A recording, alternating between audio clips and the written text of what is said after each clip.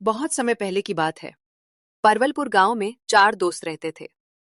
रवि, गौरव, सत्यम और राज। इन सभी दोस्तों में बेचारा गौरव सबसे गरीब था। एक सुबह चारों स्कूल जा रहे थे। तभी सत्यम बोलता है, क्या भाई गौरव, आज भी तू ये फटा पुराना ड्रेस पहन के स्कूल जाएगा? और ये क्या, तेरी तो किताब भी फट रही है। तुझे नई किताबें खरीद लेनी चाहिए थी। ये देख, क्या इससे भी पढ़ा जा सकता है? ये बोलकर सत्यम और राज हंसने लगे और मानो गौरव का मन उदास हो गया। उसकी आंखें भी भर आई थी, लेकिन गौरव ने किसी को कुछ नहीं कहा, क्योंकि वो सबको अपना अच्छा दोस्त मानता था। और सब स्कूल की ओर चल दिए। कुछ समय बीतता है और एक दिन जब गौरव स्कूल से घर वापस आता है तो उसके माता पिता आपस में बात कर रहे होते हैं। शांति, अब से घर में सिर्फ 2 वक्त का ही खाना बनेगा और उसमें भी हमें कटौती करनी होगी, क्योंकि तुम तो जानती हो इस साल बारिश ना होने के कारण सारी फसल खराब हो गई है और यहाँ तक कि लागत भी डूब गई है।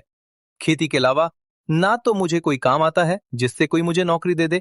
अब कुछ पैसों में ही गुजारा करना होगा। हाँ जी, अब क्या होगा? हमारी हालत तो बहुत बुरी हो गई है। अभी तो गौरव के स्कूल की फीस भी भरनी बाकी है। हमें गौरव को स्कूल से निकलना पड़ेगा ताकि जो पैसे बचे हम उससे गुजारा कर सके और अगले फसल के होने तक हमारा पूरा परिवार रूखी सूखी खाकर जी सके। अब कर ही क्या सकते हैं, बाकी सब भगवान पर रहने दो। अपने परिवार और अपने बेटे के भविष्य की चिंता कर शांति रो पड़ती है और दरवाजे पर खड़ा गौरव भी अपने माता पिता की लाचारी देख बहुत उदास और हताश हो जाता है और गौरव दरवाजे पर से ही बाहर चला जाता है। गौरव देखा है कि उसके दोस्त सत्यम और राज कहीं जा रहे होते हैं। गौरव उनसे पूछता है, कहाँ जा रहे हो भाई तुम दोनों? हम दोनों मेला घूमने जा रहे हैं। पास के गांव में बहुत बड़ा मेला लगा है। क्या मैं भी तुम्हारे साथ चल सकता हूँ? नहीं। तू कैसे जाएगा? मेले में घूमने के लिए पैसे लगते हैं, जो कि तेरे पास नहीं है। तू तारा फटीचर गरीब वहां जाके क्या करेगा तू? हम इतने अच्छे कपड़े पहन के जा रहे हैं और साथ में तू इस फटे हाल हमारे साथ घूमेगा तो लोग क्या सोचेंगे? कहकर रात और सत्यम वहां से चले जाते हैं और हालात को खोजते हुए रोने लगता है। तभी वहां रवि आ जाता है और गौरव को रोते देखा पूछ पड़ता है। क्या हुआ गौरव, तुम रो क्यों रहे हो? गौरव उसे अपना अच्छा दोस्त मानता था, इसलिए उसने रवि को अपनी सारी बात बता दी।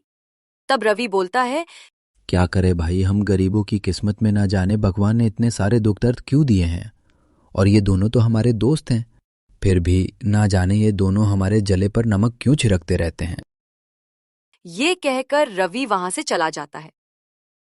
रवि भी बहुत ज्यादा अमीर नहीं था, लेकिन उसके पिता की अपनी एक छोटी सी दुकान थी, जिससे उसके परिवार का गुजारा हो जाता था।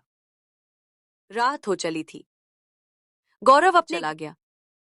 उसने अपने परिवार के साथ रूखा सूखा खाना खाया और सब सोने चले गए।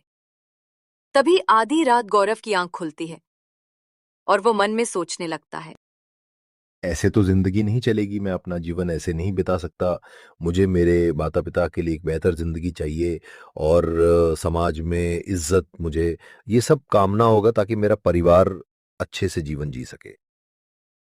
ये सोचते हुए गौरव उठता है और चुपके से अपने कुछ कपड़े और किताब एक थैली में रखता है।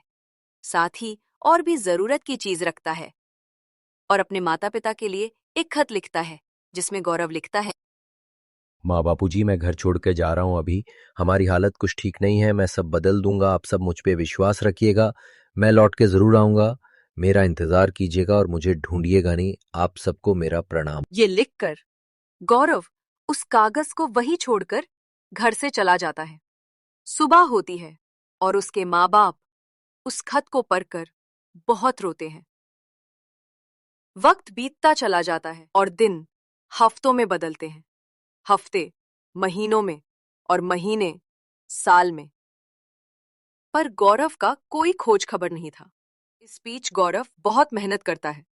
उसने एक जगह काम पकड़ लिया था, जहां वो सुबह बर्तन साफ करता था और उसने किराए पर एक कमरा ले लिया था जिसमें वो रात भर जागकर पढ़ाई करता था। ऐसे ही वक्त बीतता गया। कभी गौरव बर्तन मांजता, कभी सड़क पर झाड़ू लगाता और कभी सब्जी बेचता। इस तरह से वो पैसे जमा कर अपनी पढ़ाई करता देखते देखते वक्त बीतता गया। उसे घर छोड़े पूरे 5 साल हो गए थे।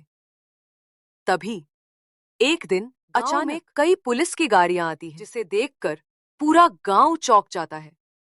तभी गाड़ी में से गौरव निकलता है। अब वो उसे पूरे जिले का एसपी था। उसने कठिन यूपीएससी की परीक्षा पास कर ली थी। उसके तीनों दोस्त वहीं पर बैठे हुए थे।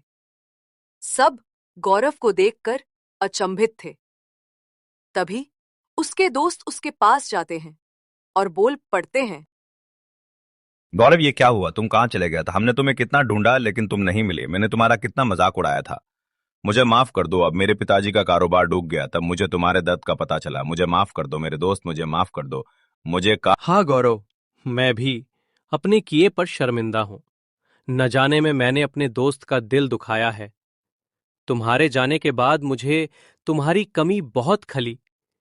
मुझे माफ कर दो। गौरव यार, तुम कहाँ चले गए थे हम सबको छोड़ के? मुझे दिन रात तुम्हारी चिंता होती थी। मैं हमेशा तुम्हारे बारे में सोचता रहता था कि न जाने मेरा दोस्त कहाँ होगा, कि हाल में उसने अपने होगा। बीते संघर्ष के बारे में सबको बताया और दोस्तों से मिलने के बाद वो अपने माता पिता से मिलने अपने पुरानी झोपड़ी में गया, जहां उसके माता पिता उसे देख रोने लगे। तब गौरव ने कहा, माँ बापूजी, अब मैं आ गया।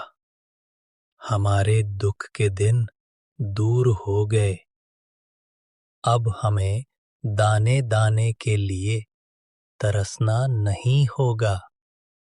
अब मैं इस जिले का एसपी बन गया हूँ। बापूजी, मैंने सब कुछ ठीक कर दिया है। अब आपको कोई भी दिक्कत नहीं।